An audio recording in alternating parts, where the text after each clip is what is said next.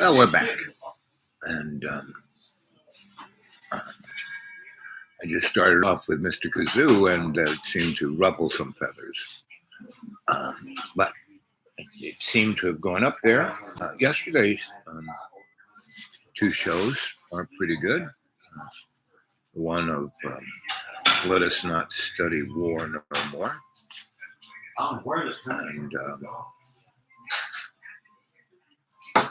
so, we aren't in the end times. There are no such thing. We're in, and if you are a student of history, as I am, realize that there have been way crazier times in human history than this. Dark Ages for one. I'm living out there near Deep Green, and the rich have moved in and really annoying, and they have brought their own homeless with them as slaves. Colonel Sanders from Florida, basically. Well, tune in to Sensei Bob. He is your only hope. And what a chump! He's a lucky bastard. He's never out for himself. He's just there to try and help you. He never gives up. He never gives in. And he's never mean. Oh, what a chump. Yep, that's me. You're. All right, I'm standing here in front of the federal courthouse in Washington, D.C. No, I'm not. I'm not there. You think I'm there, but I'm not there. Right? But so Colonel Sanders, basically, hey, there's three of you there. Brought their own slaves, their own tweakers, right? And then it got really super cold. I mean, good morning, good evening, good afternoon, and welcome to Dreamy Dreamland. And help, Mr. Wizard. Come on, put something in that PayPal, right? It's, you want to see me, I need some loose change, spare change. I'm just spare changing here, and that's, good morning. Have a lovely Saturday weekend. Yes. Solaronics, thank you for all you do. And get a hold of me at the my Gmail, the dudewake42@gmail, dudewake42@gmail, so we can have a nice conversation that's not part of the World Wide Web. But it's okay, Cadre, you can say anything you want. So Solaronics, how long have you been watching Dreamy Dreamland, right? And what do you think of it? And what do you think of the topics I talk about?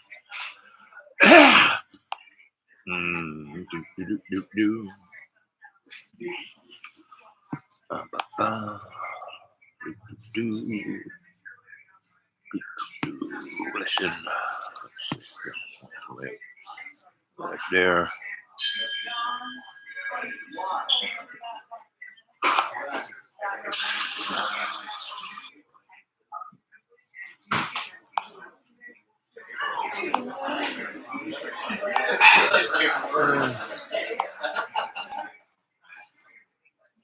There was a cadre of about 20 members who really did not care about that.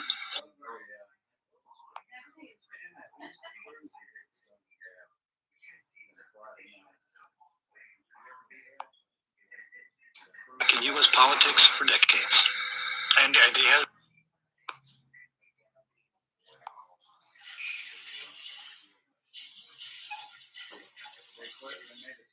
Hard to edit this thing.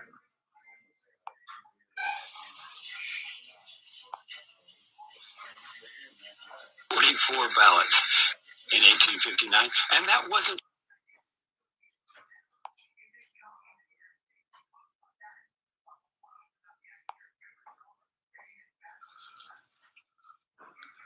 Oh well. Maybe this is it. I left the recorder on all night.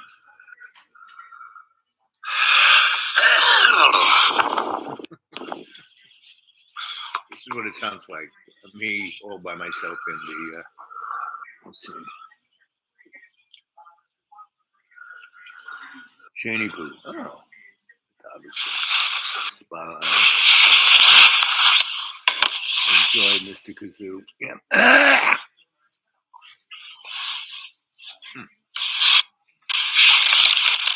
So, one of the issues that I see is homeless, right? The same your tourist rich people.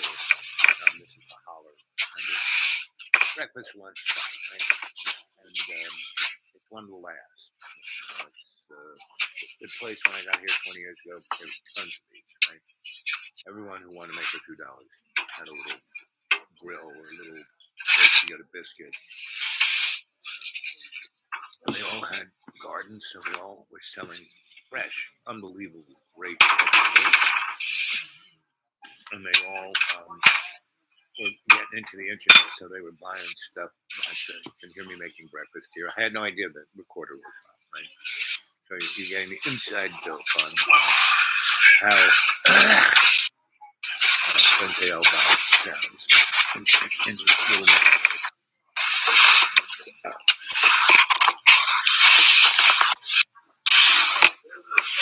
Made coffee as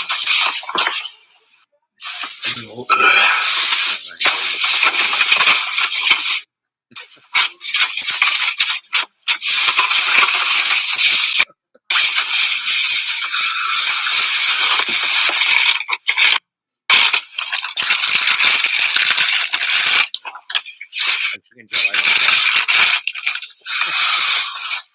have an internal dialogue. Sounds like a bear rolling around in the garbage. In essence, but I am in my man cave.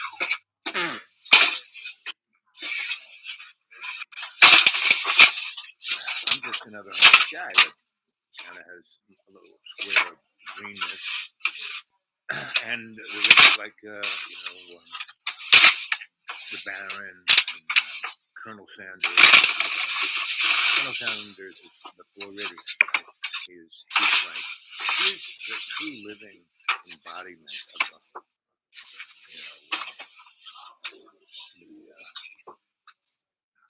what do you call it? American Dad, the Homeland, Peter and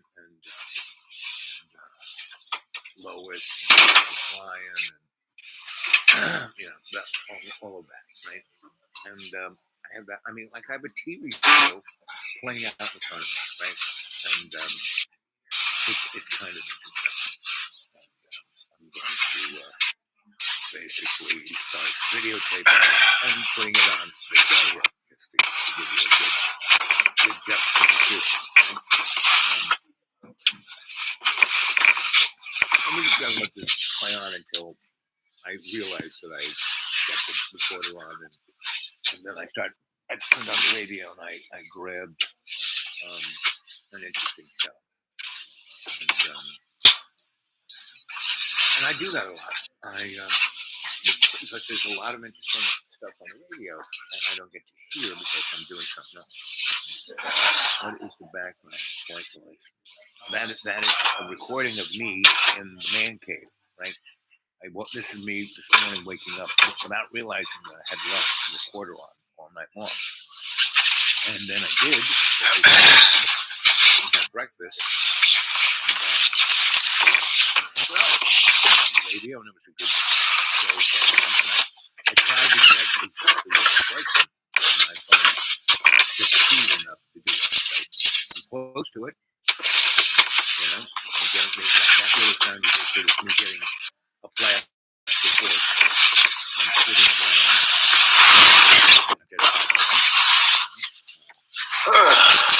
I'll have my oatmeal and something. Hearing. At some point, I will realize that, I have the phone on.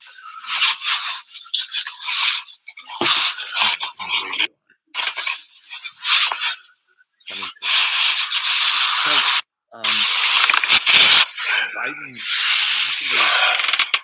when Donnie Trump, what did he do before he ran for president? He was a grifter, right? And the only real job he ever had was for 10 years worked for General Electric, largest military industrial manufacturer, right? And at one time, he was, he was the largest company in the world. Members. Here we go. She says the landlord had been threatening to evict them because of the crowding. It's one of those things that you have to decide which of the two is the lesser evil. Do I stay here and plan everything up and let my family see me go through this much pain? Or, my idea is like, okay, I'm only a block away. I live at the park anyway, pretty much, because I'm there all the time, and just stay there. There had been a handful of people living in tents in Echo Park along the shores of the lake for years. Recently, the encampment had started to grow into a small community. Queen knew many of the people living there, so she decided to get a tent and set it up in the park.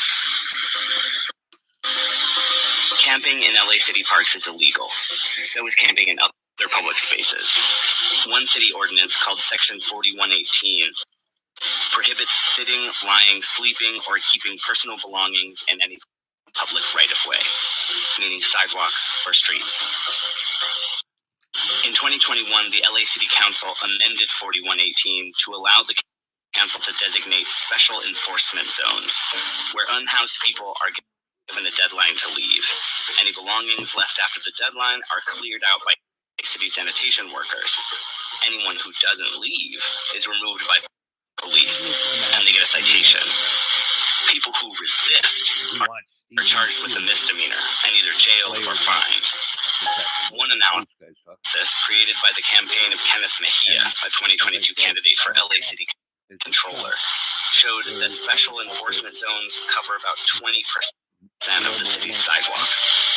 Unhoused people are put in a position where they can't avoid breaking the law. The system is rigged against them. And that's not a metaphor. Ashley Bennett, the organizer from Ground Game LA, says the special enforcement zones are designed for this purpose. There are definitely known encampments, larger encampments that you can see very clearly that are targeted. By the way, some of these zones have been drawn. And then there are individuals as well. We have people like one or two people in an encampment that have just been there for a really long time. And then you'll see like a sign go up that says just like one little swath of the street, exactly where those people are staying is what's outlawed and when it's going to be subject to being swept on a weekly basis.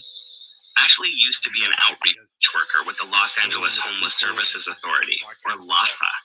It's a joint agency of the city and county, and part of Ashley's job there was to reach out to people before and during enforcement, which she calls sweeps, and help connect them with services, including helping to get them on a path to housing. A 2018 U.S. Circuit Court decision said cities can't criminalize unhoused people who sleep in public spaces unless they can offer an alternative.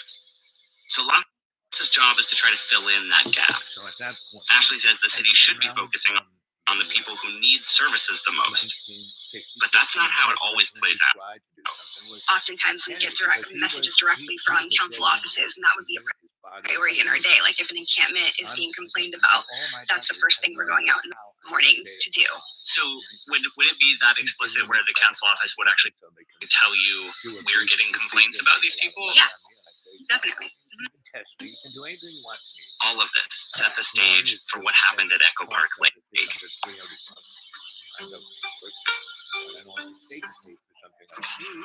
When only a few people were living in the park, there weren't many complaints about it, and for the most part, the city left them alone. In late 2019, a few young, black, unhoused men were tired of being criminalized elsewhere in the city, so they came to the park and set up their tents. They would become the leaders of what grew into a community and a movement. I wasn't able to talk to any of them, but Ashley knows them well. She started doing outreach in the park right around the time they arrived. They essentially just became the core group that people checked in with when they came to the camp, or if they needed anything. If they needed food, if they needed a tent, if they needed a sleeping bag, like if somebody was giving them problems, they just became kind of the unofficial like keepers of the camp. That organization, sense of community, and fewer sweeps attracted people to the camp. More tents went up. Because there was a concentration of need in the park, services started showing up. Nonprofit organizations and city-funded programs that would bring food or a truck with a mobile shower. Then the Los Angeles Police Department and city park rangers started coming around, telling people the park was closed at night, and they'd have to leave. The leaders started to do Know Your Rights trainings, which taught them how to talk to cops, how to counter these situations, and we started beginning to formulate, plans for if a comprehensive operation did come down. Like, what would we do as a community response? Let's actually see if we can stop these sweeps in alternative way. Something's got to give. The chance came in January of 2020, when sanitation workers showed up at the park to clear out the encampment. So, we're all homeless people. If you think you own a house, you don't. The bank does. If you study Admiralty law, you see that you are just the flotsam and jetsam of the corporate world. We live in a unipolar, corporate, transnational, fascist oligarchy, right? And so, unipolar, meaning there's one power structure, right? Now, there have been, that's what nation states were the illusion of, right? That, how did a little teeny island like England rule the world for 250 years or more, right? Because they were the physical representation of Mr. Globaloni, the guy who's the Grand Kazoo, right? And the Grand Kazoo is just a mouthpiece, right? What is a kazoo? So that's the Grand Kazoo. He's talking to you, right? And that little anxiety you feel about, you could be well off, you got a great paying job, blah, blah, blah. But, it's not working out for you.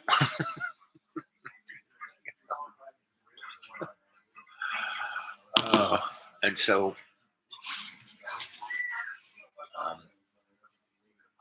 how is it working out for you? And now the background noise is the this little coffee shop, right? And they let me. I have my little table here, and they let me sit here, and they let me do my shows, and they like it when I talk to them and tell them stories, etc. So, and I'm always very gracious, and I'm always outreaching to everyone. There was a group of church people here, right? And they had just taken over a church, big fancy church, but there's only 20 members. So, and that's there's hundreds of churches all around me, but there's a few here and a few there, and everyone's doing it for the tax write-off, and it's totally a business plan. There is no real community. There are a few churches that actually reach out and try to help folk, because there are as many homeless people here out in the middle of nowhere as there are in big cities. I was telling that little thing about Echo Park. Well, like I said, Colonel Sanders, the Floridian, basically brought his own slaves. He had he must have done something inappropriate in Florida, so he had to get out of there quick. So he did. He came here. First he went to North Carolina and did something inappropriate there, so he came here. His mommy bought the properties, and a number of properties. She got here just the right time before prices really went up, and so she had cash. So she was, she is doing something inappropriate, because she had a close to $300,000 just to lay down on what they're doing. and everything they're doing is losing money. So she's happy as a clam because she spends all this, she's laundering money either from her deeds or somebody's paying her to launder that money, right? And so it's just like all the little towns, Boone and Elks Mills and Blowing Rock and Old Man on the Mountain. These are all beautiful little towns that in the 60s, 70s, 80s, it was just the holler folk and it was nice. And everyone just moved real slow because, they had no big economy. There were no roads, right? There were roads, but they were county roads. And then the mobsters came in early mid 80s with $40 million and bought up everything around Elks Mills, right? And that's and their influence went from Johnson City to Boone to Kingsport because all these places had been very vibrant. The really interesting about this place, this was the Silicon Valley of the from 1891 to 1960, right? Why did they put the center of the Manhattan Project out in the middle of nowheres of Oak Ridge, Tennessee? Because this whole area was New England. That was the first industrial age, right? And then because of the Great Lakes and transportation, the Chicago area, all that place with the steel mills, all that stuff was like, that kind of, but the high-end, cutting-edge technology was done here between the 1890s and 1960. That's why the Manhattan Project came in. TVA put a ton of dams in because there's a ton of water here. So they had a lot of hydroelectricity. So that's why all the Plant L, making fissionable uranium, bomb-grade uranium. They had all those tokamaks humming, with thousands of women staring into it, like getting their brains burned out. Just like the women who died of poisoning by putting the radioactive material on your watch so it glow in the dark. Thousands of those women all across the United States and Europe who were doing that, for about 30 years, died horrible deaths. And pretty much that's what everyone in America is. They're dying horrible deaths from the environmental industrial plague. And there is no sense for any of this happening. Everyone's making chump change. If we were, and when people go, we need to have sustainable, the idea of capitalism and sustain is an oxymoron, right? And I said that right at 23 minutes and 23 seconds. And good morning, good evening, good afternoon, and welcome to Dreamy Dreamland. So come on, guys. Do something in your own little neighborhood. Spark it up, right? And I see all these people doing all kinds of churchy stuff and community stuff, and they're doing it for their own reasons, right?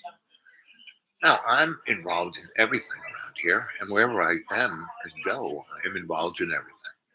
One of the main reasons I do it is that the thing that makes me the happiest is when I see people happy. And when I see people happy from the actions that I do, and it makes them happy, I'm like happy clam, right? And, I live on $400 a month, right? I live like a millionaire on $400, right? That economics limits my ability to move around, but that's fine, right? So here I am, in a place that has for 20 years been heaven to me. It's been a nature preserve, and now all the properties right. Not just like my one neighbor who has been there, not a mile away. I mean, like right 10 feet across, from my property line, and they are,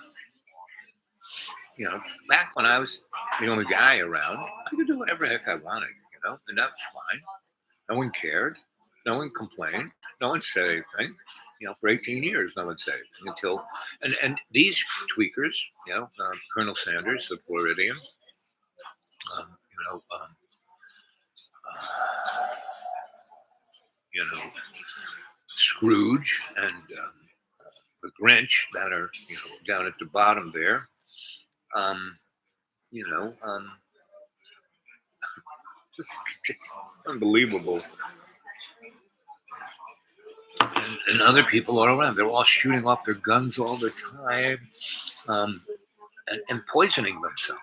You know, it's like, one guy said, "What do you do with all your garbage?" I said, "Well, I try not to make much, and I keep all my garbage down to paper things. And then, when I get a big garbage bag full of cardboard and paper, I burn it." And so, "Oh, you burn your garbage?" So, he has been burning, paint cans and plastic containers, everything, lethal, and he's burning them right by his house. And he's got all these kids, so they're breathing in. Now, it's a mile away from me, so I'm very sensitive, so I know when he's doing it, but I'm not exposed like he's doing to himself. It's like, really? And so anything that's toxic of that nature, I bring it down to, the county waste disposal place, and, I cost me $1, for every time I come with a carload of stuff, paint cans and toxic things that they are led, by state law. They're supposed to be, safely getting rid of batteries, things like that, right? This guy was burning a bunch of batteries. I said, what? I said, "That's lead. What's wrong with that?" Okay, So this is like watching television, and that's the Grand Kazoo. We are someone's TV network. We are someone's I Love Lucy. And all the wars, all the suffering, all the chaos. It isn't a natural progression of progress. No, it's this is a scripted story. I mean, and all these scholastics who I've known over the years, and who always want to just prove Al Bob wrong. Something about this.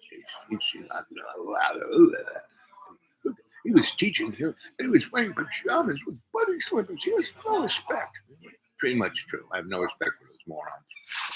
So every time they call me and say, "What about this?" and I give them, I say, "Listen," and I've been saying this, "don't believe a word I say. This is just my opinion, right?" And so my opinion is not a belief; it's just an opinion, right? And so, I share it with you to give you a little insight, to give you an ability to try to understand what's going on in your life, because you're the decider. You have to figure out what it is, right? Not me. I'm not going to tell you. I don't call myself a guru. I'm a sensei, a teacher, and I am a storyteller, right? And that's what I do. And whatever you get out of it is up to you. Well, there's no one seemingly here. And I'm going to save how much battery do I have? Go on for a little bit more. So, we haven't, since, John Kennedy, every president has been placed there to do specific things. LBJ took over and publicized that we are a war country. We have been at war. I mean, we've been at war since the Civil War, but Civil War, Indian War, Mexican War, Spanish American War, World War I, World War II, Korean War, right? And in between, there were hundreds of innovations. From the Civil War to the Mexican War and the Spanish American War, we weren't just having those wars. We were also in China with England. Go watch the movie The Pearl with Steve McQueen, right? And movies do a great job at giving you a little picture of what was going on, like the gangs of New York. Great, because it really shows that's who's running everything. The gangs, whether they're rich, Dutch or Irish or Italian, like The Godfather, or it's the same motif over and over and over again.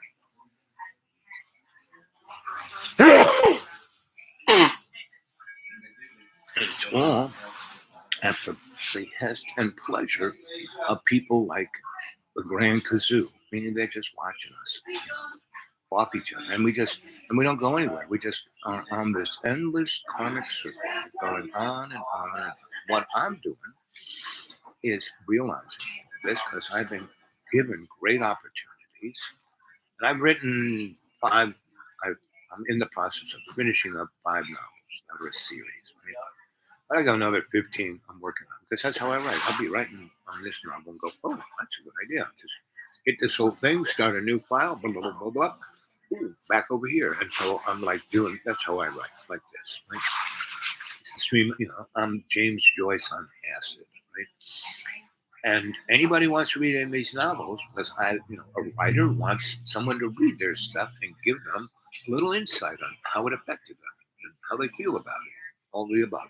So get a hold of me at the dudeawake42@gmail, and I'll just send you one of my novels, right? Because I would love, So Janie, did you get the novel I sent you? It'd be nice if you gave me a heads up whether you did or not, right? Anybody wants to talk to me? The dudeawake42@gmail. Anybody wants a copy of one of my novels? dudeawake42@gmail, right? And they're all shamanic. See, I'm not like, oh, I don't want anyone to steal my stuff. Oh, blah, blah, blah. It's all about me. No, it's not. It's about the we in me, right? That's what my life is run by, the we in me, not me, And the unmentionable one, he's a perfect example about it's all about me. It's all about God and Jesus. But it's about me. I only say God and Jesus because I want to go to heaven, and I'm so scared. I'm just petrified. Everything makes me. Then, see what the homeboy is. Let's see. Whoops, not that phone. This one. Let's see what homeboy is. I have a sense that he's down in the doldrums. I don't know why, but the usual laundry list. So he's been sending. Please leave your message for 54029384882. Hey, homeboy, how you doing? We're doing a live show here, and I thought you'd want to be part of it. And you can give me a jingle. And so, how you feeling? What you're up to? Have you been mining my stuff in the big space? The big space now. What did I call that? It wasn't solo. I forgot what I called the big space. But anyway, how you feeling? I'm ready to come visit, and I'm waiting for a nice little space of time where it's sunny and semi-comfortable temperature, and I'll come visit you. And I think it's not going to get cold like it was. I mean, where I was, it was 62 degrees below the freezing water. Fahrenheit, 32 degrees is where water freezes. The outside temperature without the wind chill, it was, 34 degrees minus, right? So it was 30 degrees, and then it went to 0, and then it went down another 34 degrees. That's how cold it was. It was minus 64, 66 degrees. And with the wind chill, it was like minus 120. And I was out of the wind in the man cave, but it was still inside the man cave, my little space heater, it was minus 18 degrees, right?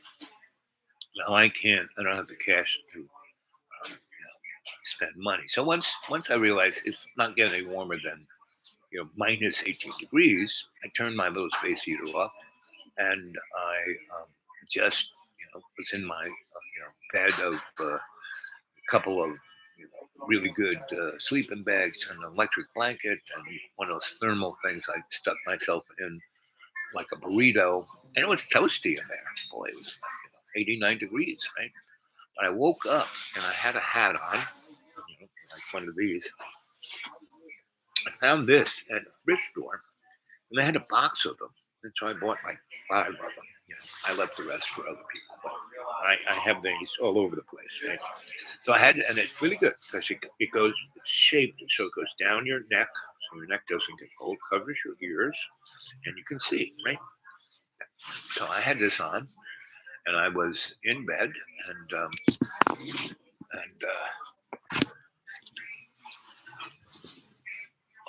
go. Could be a nice, interesting image. And I woke up because my head, I didn't have a snorkel, so I was trying to breathe. Your recording has reached the maximum length. To replay your message, press 1. To delete and re-record your message, press 3. Oh. For delivery options, press 4. To send a fax, press to mark urgent, press 1. To mark confidential, press 2. To mark urgent and confidential, press 3. Message marked urgent and confidential. To replay your message, press 1. To delete and re-record your message, press 3. Your message has been sent. Thank you for calling. Goodbye.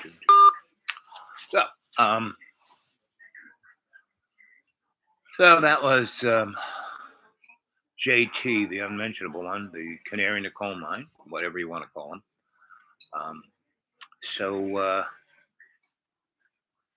He's been saying, "Oh, you got to come, you got to come, you got to come." Now, Thanksgiving, I went there and stayed with his family. That was quite interesting. I knew them. I've known John a good 10 years, and so I've known his family. I've met them, but I've never spent, a good chunk of time with them, which I did on Thanksgiving. They were cordial and kind enough, generous enough to have me at their home because John was supposed to come down and be part of the Thanksgiving, but he never came down. He blew up my phone. Go, you have to come up here. Stay away from my family. Come on, And then when I left them the Saturday after Thanksgiving, because it was a sunny, beautiful day, and I left around 7, 8 in the morning, and I was gonna head to New York and stay at a piece of property they had, but they basically pulled the plug on that one, and so. John said, "Come stay with me." He left me a ton, so I called him up. "Hey, John's coming up. Stay with me." And I got up there, and he didn't last more than 20 minutes. Right? Well, I was already there, so it was just a little thing of going up the death driveway, and going up there, it cracked my windshield. So that was when it did that. I was like, teeter-tottering up the riverbed of the driveway, and that's why John will never sell or rent that place to anybody. And if he does, he will just get tweakers, right? But anyone who would give him any real money for anything, that driveway is the biggest hindrance.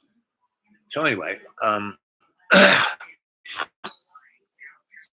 I got some guy to fix it, and he went up there, and John freaked out and said, don't, and chased him away. And the guy said, "Well, I came all the way up here. So John paid him what it would have cost to fix the road, to not fix the road. It was quite interesting. Anyway, I got up there, and John didn't last more than 20 minutes before he threw me out. And it was early in the morning. It hadn't reached 10 o'clock yet. So it was sunny. It was warm. It was Saturday. So I tiptoed down the driveway and got on the county road, and then got on the state road, and then got on the interstate, and got back to the deep green before 2 o'clock. So it was sunny enough and warm enough, and I turned everything back up and opened up the place and was able to do that. Because when I leave for a good space of time, I kind of close the place up, turn the water off, turn the power off, take all of the things that would blow away and cover them up and stuff like that, right? And kind of put some guardrails up to keep the animals from getting into stuff. And it usually takes me about an hour to do, because since Colonel Sanders, the Floridian, showed up, so he came up, had one dog, and the dog is named Whiskey, right? Which is a good name for the dog, because he is a drunk, just like his daddy, just like the Colonel Sanders. Colonel Sanders always has a big gulp glass with ice and maybe 3 to 6 jiggers of vodka into the big gulp glass with ice and 1 jigger of cranberry juice. And he says, "See, cranberry's good for you." So he's always buzzed, right? And he drives around all over the place, and he's constantly wheeling and dealing. He probably has 10 cars.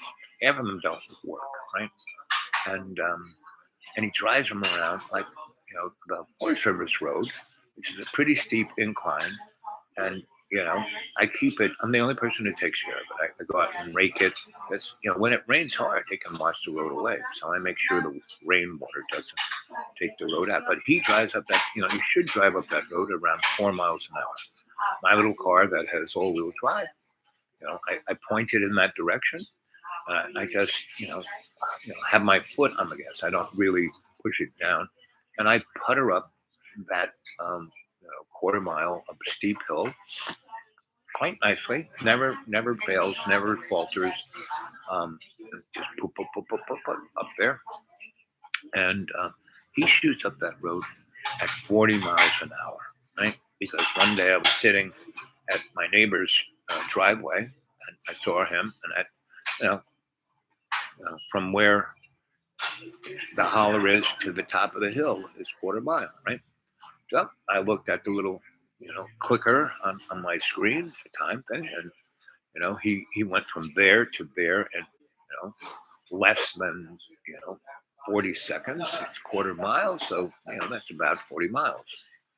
So an hour. So when he guns the vehicle, he makes big potholes basically, and I have to go in and rake them out, right? And a few times, like last winter, I wasn't around to do that, so he did that and he wore the road like that. When I came back, he said, "Where were you? Why didn't you take care of the road?" I said, "Why didn't you take care of the road, moron?" And that's when I realized none of that stuff matters, because whatever he does, it affects it. Like he's burning batteries, right? So the acid and the lead go into the air. And he's burning the batteries, like maybe 10 feet from his house. And he was burning batteries in the summertime. So he had all the windows open, all the doors, and the kids were in the living room watching a movie. And I went down to see him. And I said, "What are you doing?" And he said, "Oh, I'm just burning stuff." I said, "You're burning batteries. You're burning paint cans. So what? Get rid of the stuff." I said, "Why take it down to, where you legally are supposed to take this stuff?" "Well, it cost $1." But so that, again, the wind predominantly is blowing from me down the hill towards him. And so, I don't really get, and I'm a good, half a mile, maybe a mile as the crow flies from him. So, it's killing forests. Yes. It's destroying the water table. My water comes from a different water table, and it's poisoning his family, right? And these are young kids. These are between the age of 9 and 14, a bunch of them. And he's got all these dogs. So he's got this dog, Whiskey. So the dog is just like the Colonel Sanders, right? And Whiskey is a great name for him. And so he's, when Whiskey comes and visits me, he's a very nice dog. We play, I rub his belly, I give him little treats, and he loves that, right? So Whiskey, knocked up 2 bitches, and they had about 6 dogs, and then they all screwed each other, and so he's got like 30 dogs, right? Now and they just run all over the place and shit on everyone's lawn and everyone's deck. And the guy who has the Airbnbs, he's really upset with that. And he's called the cops a number of times. And Cody's, Colonel Sanders has, put fences and gates and all kinds of shit on other people's property to keep people away from him. And one day, no matter how many, and he's got signs, you're like, smile, you're on TV. You want to know if there's life after death, go past this fence and I'll kill you, right? I mean, he's got signs all over the place like that. I said, did you ever read the book, The Art of War by Lao Tzu? Because who's that? What's that? And I said, well, it's this guy, Chinese, he's Asian, right? Because he's influenced by lots of things. And, the first, 20 pages of the book is don't ever go to war. War is not good. There's no one wins in a war. Don't do it. And then he explains what you got to do it this way. You do, right? And Colonel Sanders basically, if you put up signs saying, I got TV cameras everywhere, well, then those people are going to look out for them and stay away from them so they're not recorded, right? If you're going to put up cameras, don't tell anybody you got them, right? Second thing is, if you go on, you want, if you come on my property, I'll shoot you. That means you have guns. And that's one thing that people love to steal. So by putting up that sign, you are just inviting a home invasion. And that's why I don't have a gun. And that's why I don't like guns. Because first of all, there's only, guns are you're either going to hurt someone. I've been shot twice. That's being I work for the New York City Housing Authority as a conflict resoluter. The people who would be up in that apartment with their kids and the wife, and they're going to kill them.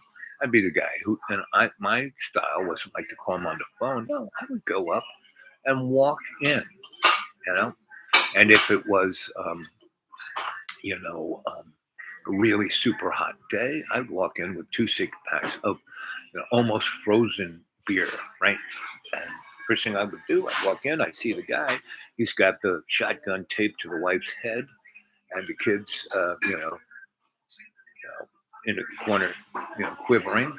And I come over to him, boy, it's hot. He'd just look at me, and he could see that, all I have is, I have no uniform. I'm wearing shorts, flip-flops, and a T-shirt, right? And I just walk in, right? And I got 2, 6-packs, 1 in each hand. And I walk in, stay a good 30 feet from him, get wherever the nearest table. I put the 6-packs on the table, take one can, pop it open, guzzle it down and go, wow, that is good. It is unbelievably cold. And I'll grab one of the 6-packs and go over to his fridge and stick, there's nothing in there. And I stick the 6-pack in there and I come back and I pop one and I, with the long arm hand, here, have one. And he guzzled it. Wow, that was good. I pop the next one, here, have another one. By the third one, I said, isn't that shotgun heavy here? Let me take that here. I take out my little knife and cut the duct tape off the old lady's head. And I said, shouldn't we let the old lady and I would say things like, so what'd the bitch do? Like, oh, and I'd let him bitch. And I said, that's annoying. Let's just let him go. And so the kids and mama would run out of there. And my partner, who was the angel of death, would be waiting. And then the other end of the corridor, the SWAT team would, right? And she would have the SWAT team take those kids and mama away down to the, ambulance and have them checked out. And so I would talk to the guy and say, you upset a lot of people. You kind of broke a lot of things. So maybe, it might be wise if you kind of turn yourself over. And then I would take my ID out of my pocket. And I mean, everyone knew who and what me and my partner were. We were the only thing of police in a housing project of 800 apartments, We were the epitome of the good cop, bad cop, meaning I wasn't even a cop, She was not even a cop because she was the angel of death. She was ready to go after, Al Qaeda herself, right? And so I said, okay, listen, she and I are going to walk out, and I'm going to take you all the way down to central booking. I'm going to make sure you get a lawyer. I'm going to make sure that all that is in the law to protect your rights will be right. And I will stick, all the way through the process, and I will be there for you um, when you go to court. I will stick up for you. I will tell the story, what it was, right? And a year and a half, and I got doing that. I got shot twice because they didn't try to shoot me. What happened was I was in a very tense situation, and a guy was about to set it off where a lot of people would die. So I basically both times took that gun in my hand. He's got it in his hand like this, and I grabbed the barrel and moved it in a direction that no one would get shot. It went off, right? One time, it blew my palm off, right? But it grew back. I mean, kind of, Doesn't look like the other palm, but it still looks like a hand. And the other bullet went through my shirt, right at where my heart is, and went under my armpit and just went through my shirt. And it skimmed my skin. I have a little crease there. Didn't even break the skin. I mean, it broke the skin, but it didn't go into the derma, right? It didn't go into the fascia. I didn't start bleeding like a pig, right? No organs got hit. But, my shirt, I had a white t-shirt on that was, needed laundering 3 weeks before then. Basically, it was bloody, and my partner came in and beat the ever-living shit out of all those gangsters, right? She took all their guns away from them and just left them in pieces. If you ever see, Jack Reacher movie on whatever platform it is, she was like that. She was scarier than that guy, right? And I would just watch her do that. I saw her do that 6 different times, right? Well, I went in first, tried to negotiate. And so the guy with a shotgun in the lady's mouth, he got a buzz enough to get calmed down enough to realize what he did and realize that the only way he was getting out alive was to walk out with me, right? With his hands cuffed behind his back, right? So, after I got the old lady and the kids out, and once I talked to him, I let him have another 2 beers, so he had a really good buzz on. I said, listen, we're going to walk out of here, right? She's going to come in.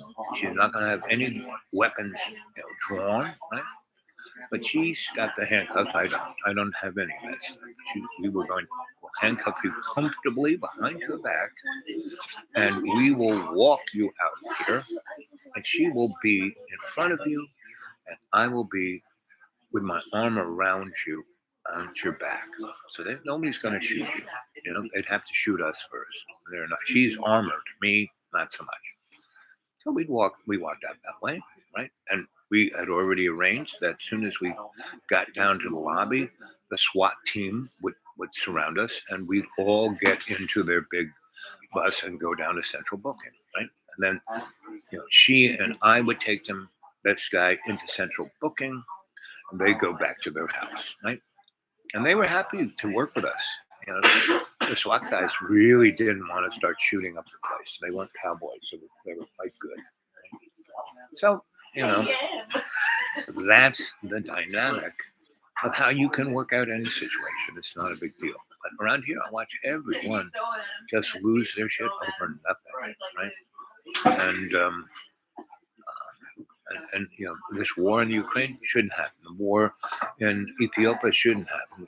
Yemen, all the wars that are going on, it's just making Lockheed and those kind of guys a lot of money. I mean, the United States itself has spent almost $100 billion on the war. I mean, we spent $1 trillion on the Afghan-Iraq war, right?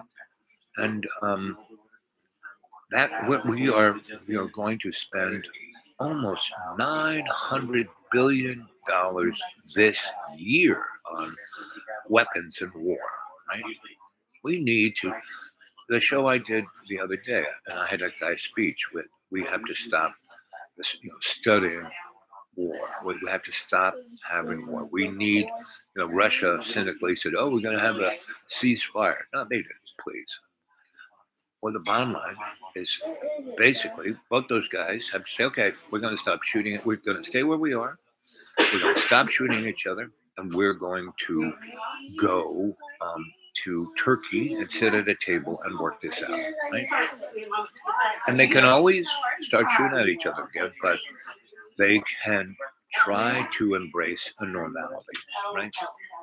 Question is, early on, the Ukrainian president was yeah, we can be neutral, we can not be part of NATO, we can do basically all the things Russia wants, but we need to have our own identity. We need to have a guarantee that they're not just going to come in and take over.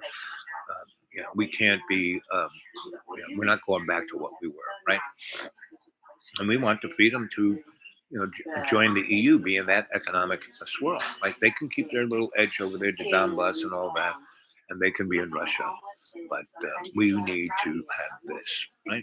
And they could have done it, but Yeltsin went in and said, no, you're not doing that. And America just started dumping tons of shit in there, right? And so you have to realize that all this is scripted. And I have to say that Putin is part of the scripted guys. He's reading his own script, So that's about it. 56 minutes, and it's somewhere between now and 60 minutes. Yeah, so that meant time left. Okay, so I'm out of here. I hope you enjoyed this smorgasbords of stream of consciousness, and I hope you're thinking about things, and I hope you can, in every day and every way, take the piece of the earth and make it stronger.